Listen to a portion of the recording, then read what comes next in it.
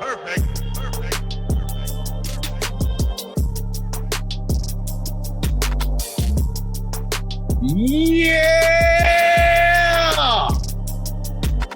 We back at it again.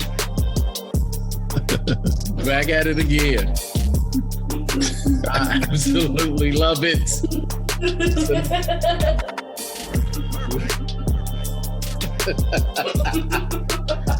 They got them rolling. They laughing. It's good though. I'll take that. Back at it again. It's another episode. You know we keeping that in the background. Whoever that is, we keeping that on there. Leave it on there. Leave it on there. That sounds like Janelle. It is. But man, hey, no, we back at it. Yes, sir. Yes, we are. Yeah. Hey. What up, though? What is you doing, Greg? Geek, bro. What was that called? That's called the old man trying to be fly with it. Made it to that status, huh? You look like you was drowning. You ain't look like you was flying. I don't know, bro. What's up? What's going on? Rocking the I don't know what it's called. Rep your set. Oh man, this is the first time I've seen Nate in any paraphernalia whatsoever, man. Yo, I had to, man. So my wife got it for me. At first, when I first got on, I thought it was some UK stuff, and I was like, "Oh, okay, that's Greek." Can we talk about how they not in the tournament? Can we talk about how they not in the tournament? So if we're gonna talk about that, we can talk about Duke. We can talk about Michigan State that just got knocked out. See, don't you hate about a lot of them? Don't you hate it when somebody loses? They be talking about everybody else that lost with them. Hey, we can talk about Louisville. They ain't in there. I done heard Greg mention Louisville a couple times. Yeah, Louisville ain't in there either. Whoa. Louisville ain't did nothing wrong to nobody. Where they at? Louisville ain't did nothing wrong to nobody. They play tomorrow. I'm Louisville. Yeah, at the park. Ain't did nothing wrong to nobody. You better. It's all. But it's been a crazy year, man. It's been basketball wise. This has been crazy. So, yeah, it is what it is. Hold on, I'm gonna go ahead and represent since we're on the podcast. Give me a second. Go ahead, y'all continue. I'll be right back. Oh Lord. First off, you acting like we're gonna show the video to this, right? Some Navy and May is gonna come up in here. That's what I'm saying. I'm not mad at him for wanting to rep Michigan. I respect Michigan. It's all right. I grew up with Bad Five. For real, I have them in my my bracket. I have them winning it all. Michigan? Yeah. I'm not mad at that pick. I'm not mad at that pick. Not popular, but hey. See, this is when you just, as being the host on the Zoom call, you can just. It was getting a little cold in here in this room. Oh, man. Recording, man. I had to put on the, I have the capability to shut your camera off. Hey, you can't. Just want to stop. Just want to let you know. Oh man, can't stop greatness, Greg. Don't hate, man. You know what I mean? We actually were giving you props, man. We love Michigan. Hey, I do. I've always liked Michigan. I feel good now. I know it don't match nothing, but hey, man, go blue. Shout out to Juwan Howard, Coach of the Year. Yo, he killing it. It's first year, right? Yes, first year. That's his first year. Number 1 seed. Yeah, yes. I ain't gonna lie, he killing it. I didn't know what to expect. I didn't think he had the chops for real. Oh, what? Hey, man, he's not the coaching chops. Nah, I didn't think he had it. He was in the game. He was a player coach for real. Yeah, he was in the game so long. You know what I'm saying? He I know. It's everybody. Everybody can't teach. Everybody can't do it. Everybody can't do it. You know, the superstars that can ball, but everybody can't come in and coach. Man, so I mean, he's doing his thing though. Yes, sir. Doing his thing. So that's good stuff. Yo. So let's go and get into this. This week's one gotta go. Out there. You just gonna let's go on and get into it because Rich done put on his little beanie and stuff. So we already know we got an argument coming. Not sorry. We already know we got an argument coming. So sweet. Let's get one it. Gotta go. One gotta go. Are you ready to rumble? Greg about to give himself a sore throat. There you go, Greg. The one gotta go, music. Which one gotta go? One gotta go. One gotta go. One gotta go. UNLV Running Rebels versus Fab Five. UNLV. We're gonna let the true Michigan fan go first because we already know what this is gonna happen. So hold on. Let's run that. So UNLV, right?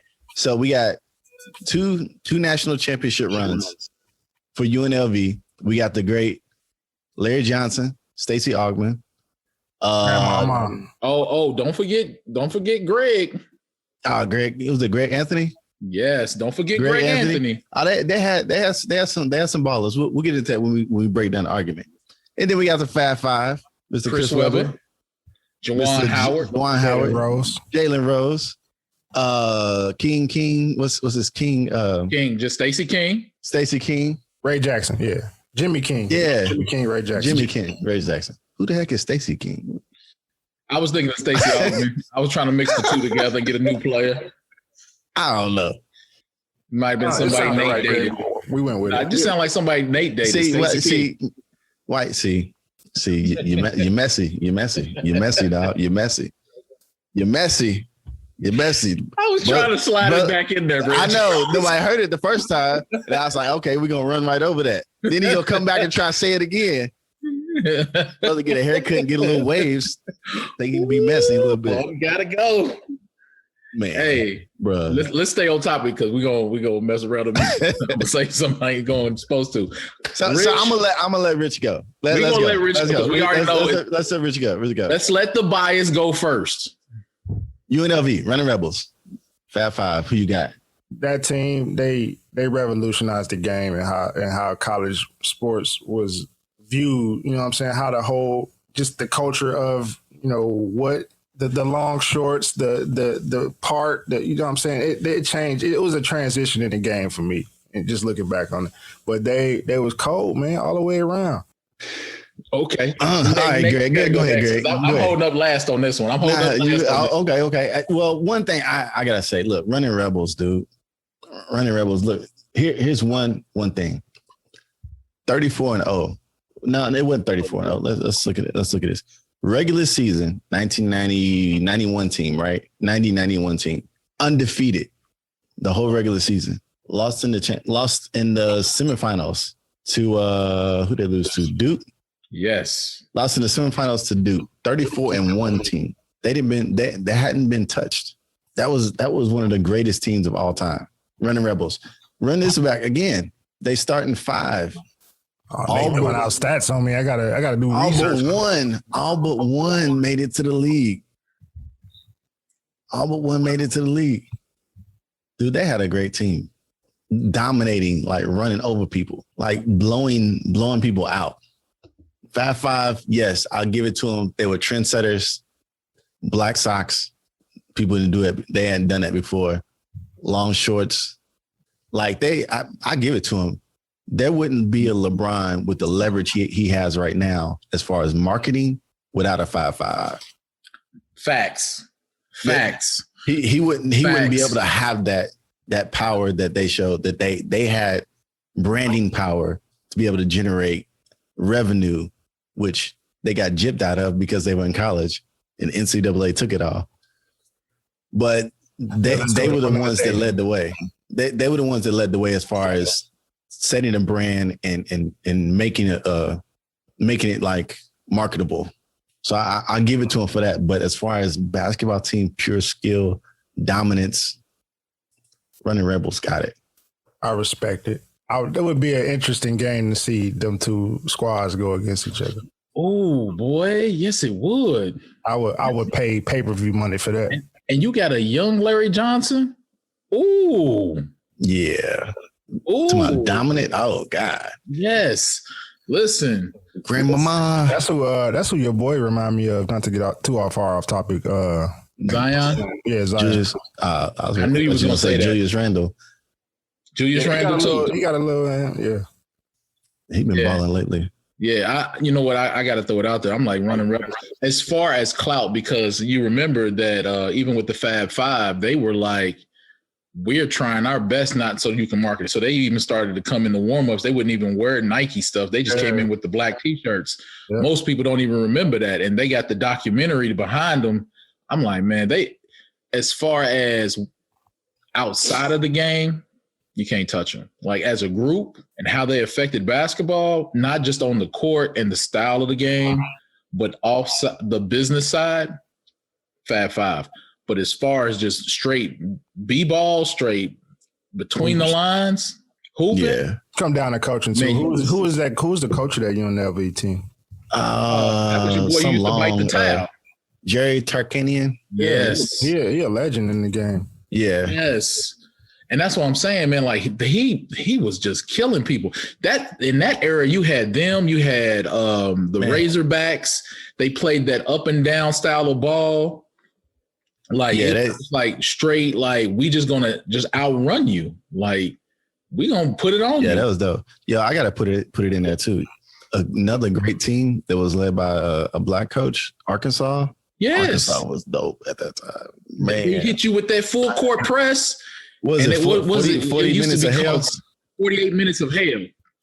Yeah, that was dope. Yes. But hey, Rich. I'm Googling right now. See, I might get you to come to the side. One of their starting guards on UNLV's team, Anderson Hunt, from Detroit. Never heard of him, bro. But he was from Why did it seem like Nate was about to drop a real name and we was all hey. I see like who he gonna say? We was like I was like, hey, that's the only one I found. I was like, hey, yeah, he didn't even make hold on. Nope, he didn't even make it to the league. Sorry. No, that's what I was like, dude. You got to come with a better name. Hey, you got to come with a better name. He made it to the CBA, but hey, yo, I'm trying to extend the leaf. Hey, it's all good, man. Shout out to the city. I said, what was his name again? Anderson Hunt. You are in Wikipedia. So we will definitely keep it official. Rich has taken another L. It's cool. All right, whatever. Has taken another L, and 5-5. One got to go. That's crazy. That'd be a dope game though to see. If you can go back and just play some games again, do some sims and play that game, that would be an amazing game. Yeah, I agree. I absolutely agree. So y'all talking about how crazy it's been, man. Tell us how crazy it's been. It has been. I saw the thug side of Kirk Franklin. I can officially say it. All 5'2" of him. I don't know how tall he was, but that brother was sounding like Bane from Batman. I will break you. And for anybody who's listening, we're gonna get into the story of it, man. Understand, man, we're gonna start it off like this. In no way, shape, form, or fashion, we passing any type of judgment on Kirk Franklin, because again, and we're going to talk about this, and we're going to get into this whole thing of talking about, we're going to talk about it. Yeah, we're going to talk about it. We're going to talk about manhood today. We're going to talk about, being, what that really looks like. How do we get that to our sons and things? But, I'm having a conversation with young people, man. And I was in a small group tonight, and I asked the young men, I was like, man, what does it mean to be a man? And I'm talking about crickets. Like, they like, you got a Y chromosome. I'm like, huh? Chromosome? You mean chromosome? Was that you? Was that them or you? No, that was them. That was them. I was like, you sure about that? I was like, is that the only thing? And they were really like stuck. They didn't know how to talk about that. So, that led us into some deeper conversations. And one of the conversations, we pulled the janitor in, and we asked him, and we was like, what does it mean to be a man? And then we got to the question, he answered it. And then we got to the question of, when did you know you were a real man? And this man is 65 years old.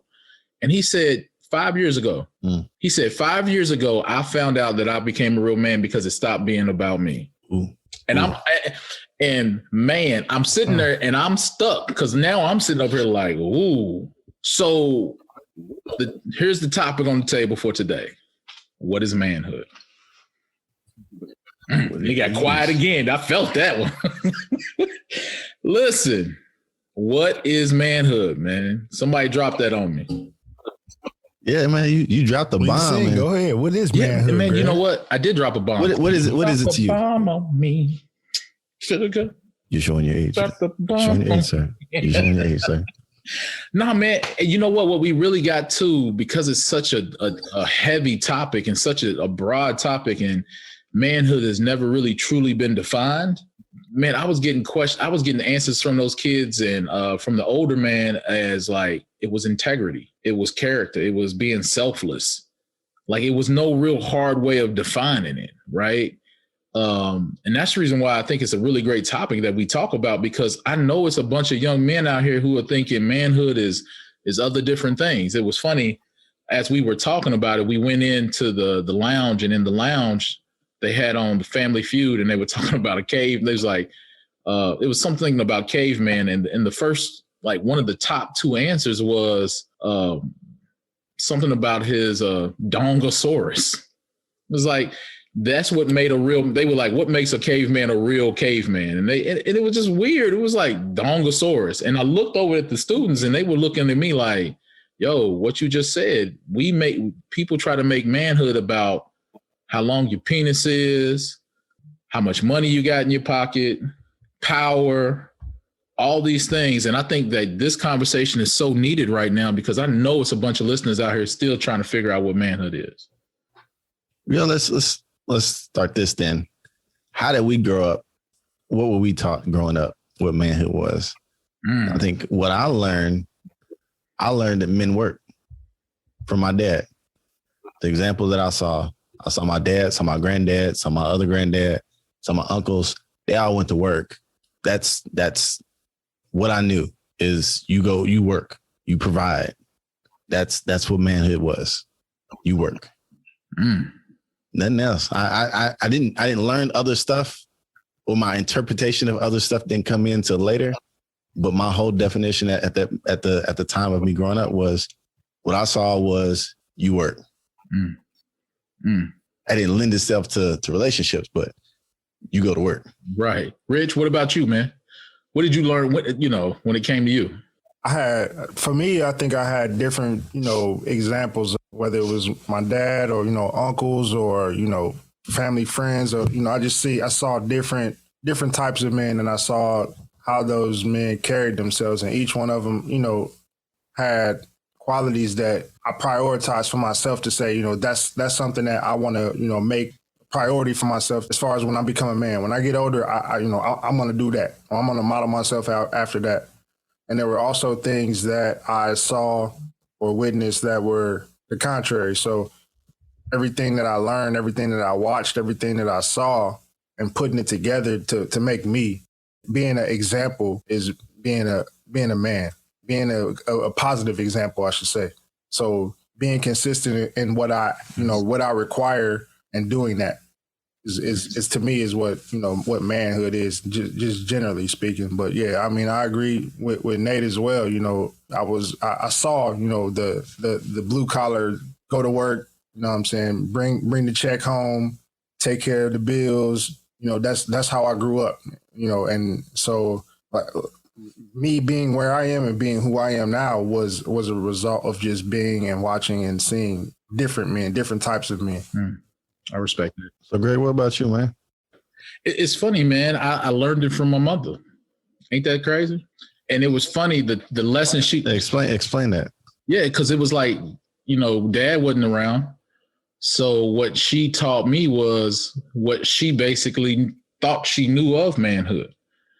And it was, in the one lesson I keep remembering, that no matter what happened, she was like, you got to learn how to be alone. That was probably one of the lessons she would always be. Because she would not allow for me to be up underneath her, because she did not want to raise a young man that in her eyes was weak. Soft batch cookie. Thank you. As we call them. A BAN. Also word, but I'm about to be like, well, we might. She didn't want you to be a BAN. She didn't want you to be a Kirk Franklin son. We're gonna get into that in his own words. In his own words, I'll punk up. No. Tab. No, man. But it was always like, no, man. You can't come in here and watch the movies with me. You can't come in here and do this with me and your sister. It was, you got to learn to be alone. And you got to learn how to not be comforted, which is crazy, right? And what age was this? Man, this was like 8, 9, 10. Okay. Wow. You know what I mean? Like when you thinking like, hey man, it should be cool for me to come and lay with mom and watch movies with mom and sis. It's like, nah, man, and that was what she would say. She's like, you can't be up underneath me. So I was always thinking that manhood was always the real thing about being a man was being alone. Crazy thing, right? Man. And it wasn't until I started getting around other men when I got to like, I can't even say, I guess I could say high school, because I started to hang out with other people who had father figures in the home, and they would stop. Shout out to Mr. Sammy Jones, who's long and gone. He would always allow us to be over at his house, and he would just sit down and talk to us about being men. And then when I went on to college, I met other people along the way, Mike Mims. And then after I left college, I met other folks, Bill King, Nate Perry, and a few others who along the way who were like, yo, this is what being a man is really all about.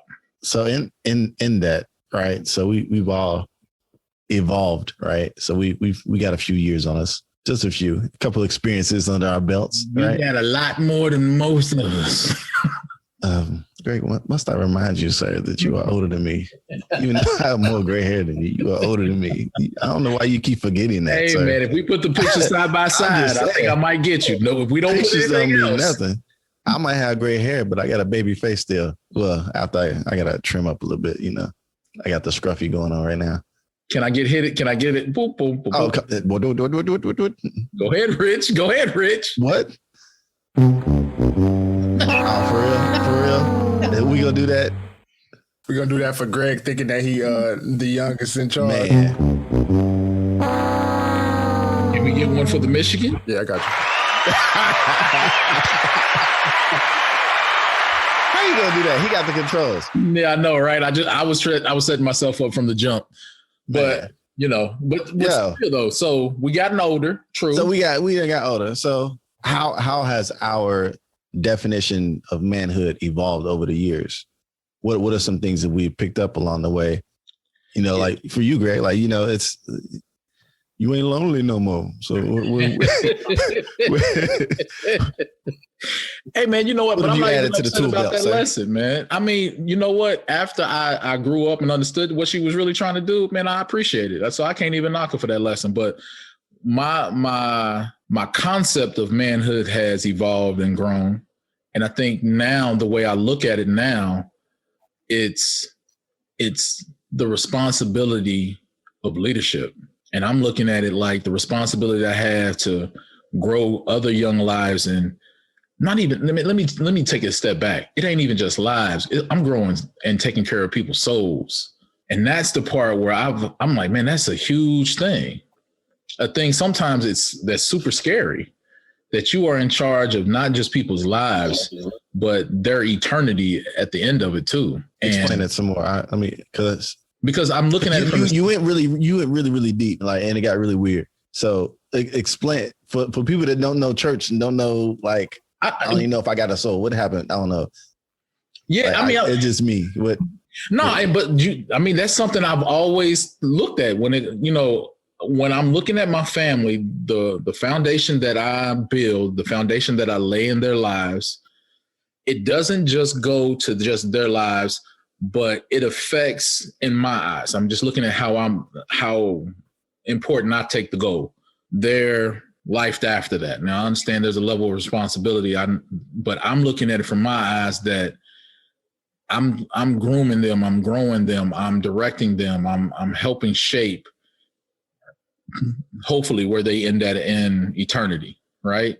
So I'm not trying to be super heavy right now, but that's just my concept of it. Is like now with being a man, I'm like, yo, I'm in charge of some lives right now, and not just lives. I'm a link in the destiny of where the rest of my family's gonna go. You follow with me? Like my kids, like it's gonna be linked to some things that I do well and I don't do well in some form or fashion. How much, I may pass down in the wheel, or how did I set them up for success? I look at it as, manhood for me is a real thing about, it fall on your shoulders. All right. So the real big thing is responsibility. And then I heard some stuff about legacy and not living for right now. That's dope. Yeah. So Rich, for you ain't got as many years as me and Greg, but along the way, what's some things you picked up? I ain't responsible for as many souls as Greg. Greg got a whole heap. Whoa, play. You ain't too far behind me. You ain't too far behind me. I didn't say I was. You got a couple little Mohicans running behind you. I sure do. I sure do. Every time I open my refrigerator, I be like, dang, look at them. That bad boy, they ate up everything.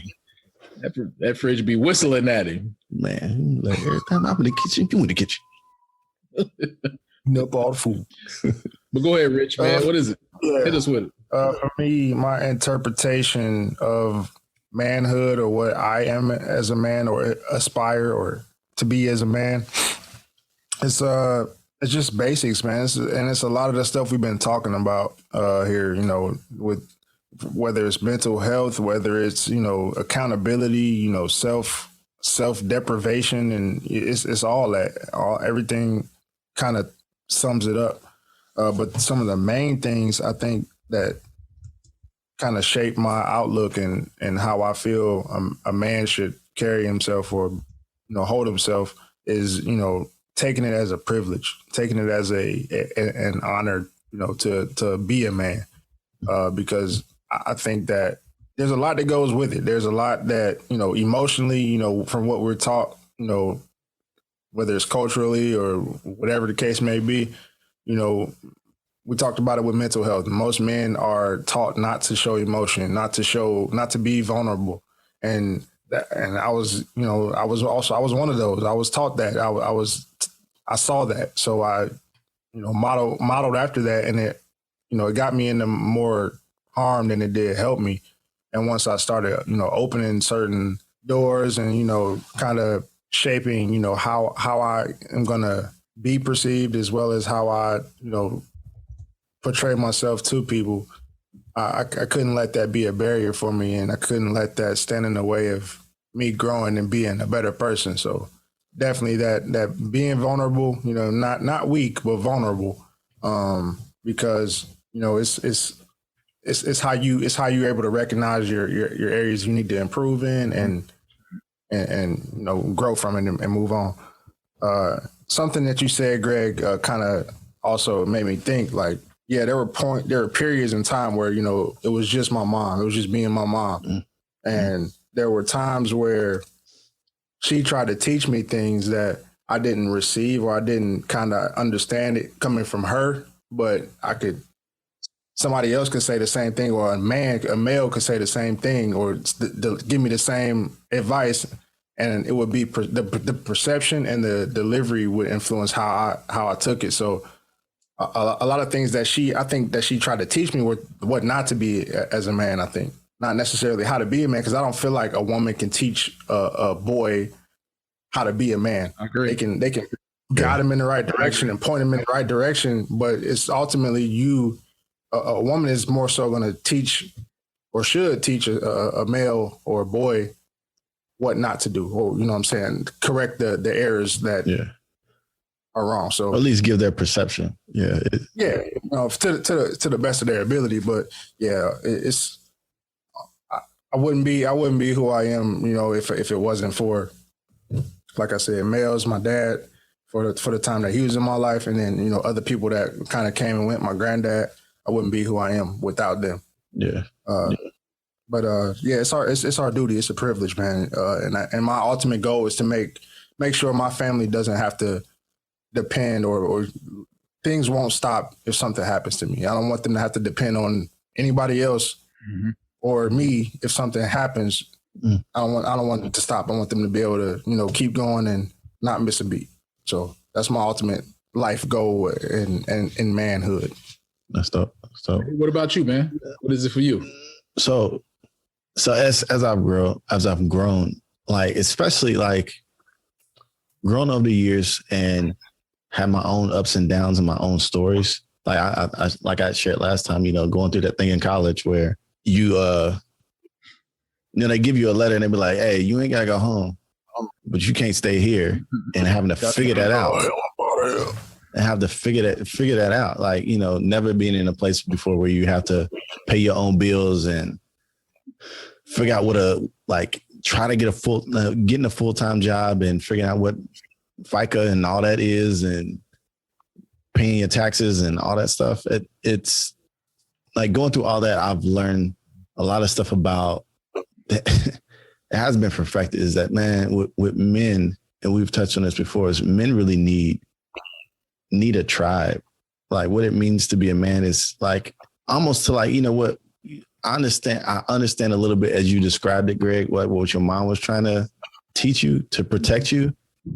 But I've learned like alienation, like men, to be a man is not to be an island in of itself. It's to be a cog in a wheel that is a part of something that's feeding it, and you're feeding the function as well. So you're getting something from whatever, like if it's community, family, relationship, whatever, and you're also feeding back into it. And that's one of the biggest things that I've learned. And it's funny, like for me, we've talked about this. It's a common theme that comes up when we talk. For me, I'm still learning that it's like how to fit myself into this, being a man and fitting myself into whatever the community is or the cog of the wheel or the work is, to make sure that there's always this movement that's happening and I'm able to feed off of others and others are able to feed off of me. And it's more than yourself. It's more than just you and your own needs and your own family. It's about affecting the ecosystem around you. And it's funny, man, because that's really everything we've just talked about was what the 65-year-old man said. Selflessness. Exactly. He said, when I finally learned to take care of somebody other than myself, that's when I became a man. I was like, whoa. I'm like, you 65? Man. Hey, having a kid though puts it a lot in perspective too, man. Just you know, watching and developing, like we're still learning, you know what I'm saying? As adults, there's things that we're still learning about ourselves, still dealing with about ourselves. Yet, you know, we're trying to teach a small human how to react and how to handle certain things and how to, you know, deal with certain things in life. And it's like, man, it's like, wait. We're not just gonna skip over the fact he just called his kid a small human. Hey, for real though, that's what it is though, man. You think like I've had animals, I've had pets, I've trained, I've had dogs that I've trained and taught things, but it don't compare to a human, a child that goes from not being able to talk, not being able to do anything for themselves, let alone think, you know what I'm saying? And then watching them progress to that point to where all the way up to where our children are now. Yeah. Like that's that's crazy. Dude, as I think something you just said, man, that just struck a chord is that, dude, as we're trying to like guide our little humans, our kids, as we're trying to guide them, dude, we're still growing too. Yeah. Like, have you ever somebody to guide us? Have you ever had a moment where you give your son some advice, you give some instruction, you be like, hold on, let me write that down. I need to make sure I get that right. Listen to me. It happens so often, man, especially now that I got 8 years old. He about to be 9. So the things that I'm talking to him about, man, it's like, he look at me like I'm plumb crazy, but I be like, I'll be having that aha moment like when I say certain things like, hold up. Hey, like, man, can I schedule another counseling session? This is good. I need to cut myself a check. But but for real, man, it'd be, I can relate, bro. Like that happens. Hey, man, do you got, like, for me, man, like, I find it, I always keep telling my son, and it just might be just me. Like, look, man, just in case I'm not here, I need you to know this. Like, I always feel like I got to keep trying to prepare him for the time when the mantle or the reins get passed. That remind me of something my dad used to say. He'd say something, like, if the Lord say the same or something like that, or if he was going to do something, or if you say next year I'm going to do this, or, I want you to do this. If something happen, if the Lord say this, like that's that type of just preparation, but we don't understand it when we're young, and when, now it makes sense to us. You talking to Gabe, it sounds good to you, but he's like, why dad always talking about that if I'm here? Where he gonna go? That's what I'm saying. That's them thoughts. You know what I'm saying? That's true though. Like because you don't know, and you don't. I think that would be a big miss on any of our parts if like we get to the end and look back and be like, dang, I didn't show my kid how to do this. Man, that's what I'm talking about. I didn't. I don't want my son to be like, dang, I never knew, or I didn't have an opportunity to know. And I'm not going to claim that I know everything, but I'm trying my hardest to give him, like, both of my sons as much as I know, or exposing them to some other stuff. Yep. Giving them some different experiences that I never had. It's funny, man. I try to have Gabe hang out with people who I hang out with just so they can learn. He can learn some stuff. Like, a friend of mine who does construction and stuff. I'm like, look, hey, you're going to go and hang out with this person today just so you can just learn skills that I may not be able to teach you, but I want to make sure you're a well-rounded individual that you can, no matter what you're in, you got at least a little bit of knowledge to be dangerous. So that's the way I go with it, man. Yeah, I was going to, just to kind of piggyback off of that, I was just going to say, it is pretty powerful to think, or even to experience when you have that advice, or when you tell your children certain things, and at the time of you telling them, it's probably either you think it's going in one ear out the other, or it's like by their facial expression or body language that they're not receiving it, or that they just don't get it.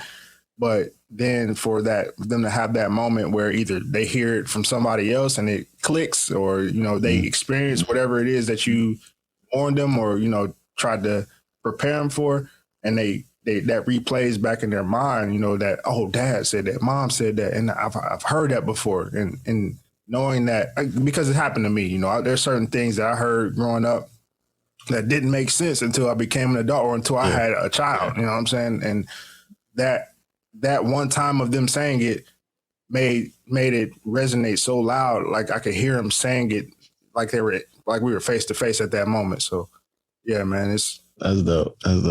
So look, we all got sons. We got sons that are teenagers. So I got 2 teenagers. You said you got Braden's going on 9. Yeah, it'll be 9 in August. How old you got, Greg? Shoot, Gabe is 10 and Griff will be 5 in June. All right, so we still raising little humans, but we gonna roll with this for a while. I can see this though. Yeah, we definitely. So, but after a while, they're gonna grow up. So, what are some of those things that we picked up along the way about manhood? Because our boys are gonna be men.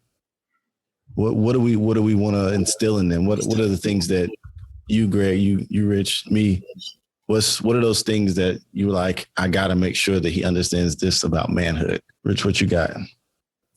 The biggest thing for me is, I tell my son now, try again, do it again, try it again. And and it's not to, to let him tell it, it's me torturing him. But for me, it's like, man, I don't want you to have a quit or can't attitude, or, won't attitude, because a lot of times it's him making a choice not to do something, or, not wanting to struggle, because certain things come easy to Braden, certain things he doesn't have to try, and it just happens, you know what I'm saying? But when that resistance is there, there's almost like a fear that, that he has to deal with in himself. And I stress to him, man, that we can't quit. We can't stop halfway. We can't be, mediocre. We have to try again. You know what I'm saying? Practice makes perfect. And it's always just that repetition and, you know, anything that goes along with that. You know, we get another chance tomorrow. Tomorrow is a new day. We can always, you know, right our wrongs. We can always, you know, I'd rather ask for forgiveness than ask for permission. You know what I'm saying? I'm going to keep trying until I get it right. I want you to keep trying until you get it right, until you perfect it. So try again, basically, is something that really is non-negotiable for me in manhood and life, period. Gotcha. Man, for me, it's protecting the family.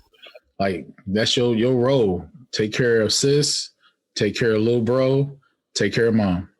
That's it. That's the only thing I try to make sure that the boys understand. Everything else, we can figure everything else out. But no matter what happens, man, you take care of the family. What about you, Nate? What's that non-negotiable for you?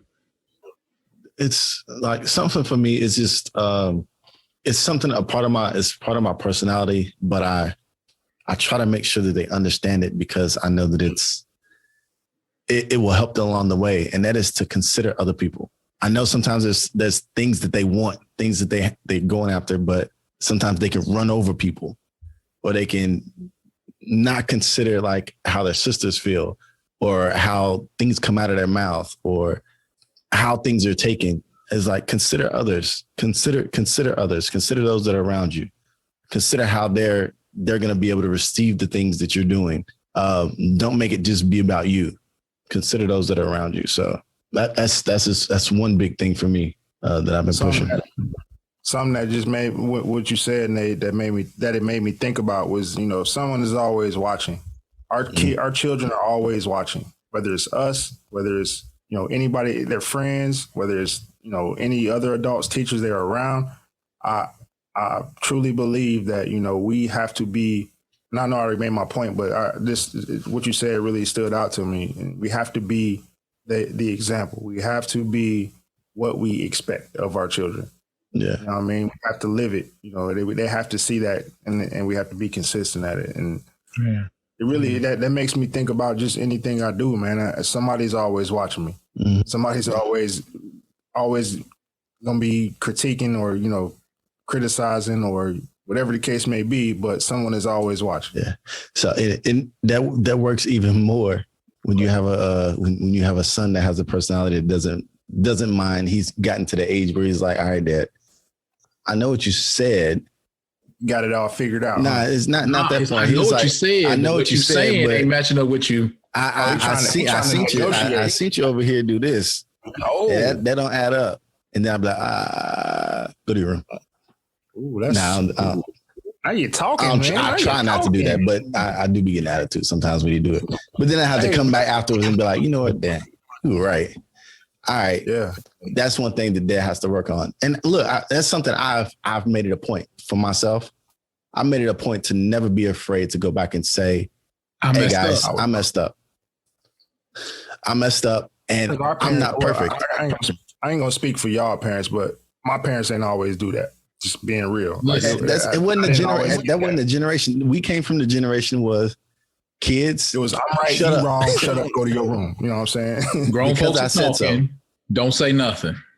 Yeah. So like I do want it to. I want to make that a point for my kids so that they understand that. I think to your point that you're trying to teach Braden is like try. And if you mess up, that's fine. We all mess up. Figure out how to fix it. Like acknowledge it, figure out how to fix it, and then keep moving. But don't be scared to fail because everybody fails. Yeah. Keep pushing. Keep trying. Try something new. And you're not going to get it right all the time. You're not going to say the right thing, do the right thing. People that don't fail are the people that was too scared to try. Yeah. But see, but to your point though, Nate, I think also with that and to add an extra layer to what you're saying, because they'll respect it later on.